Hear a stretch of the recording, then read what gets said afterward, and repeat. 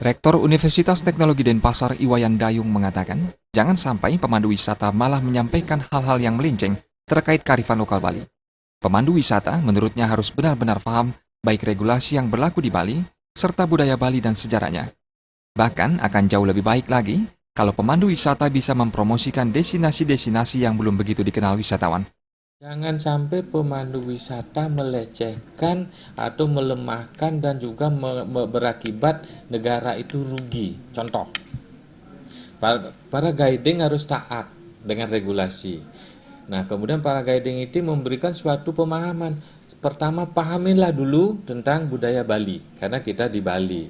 Jangan sampai nanti semua discouragement semua. Nah, itu tidak kan ada sejarahnya, pelajari itu. Jadi mengenal budaya Bali dipahami dan juga diajarkan. Nah, itu.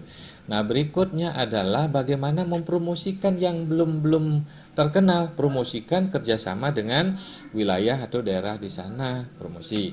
Jadi sehingga itu ada pemerataan nanti, pemerataan perkembangan pertumbuhan perekonomian.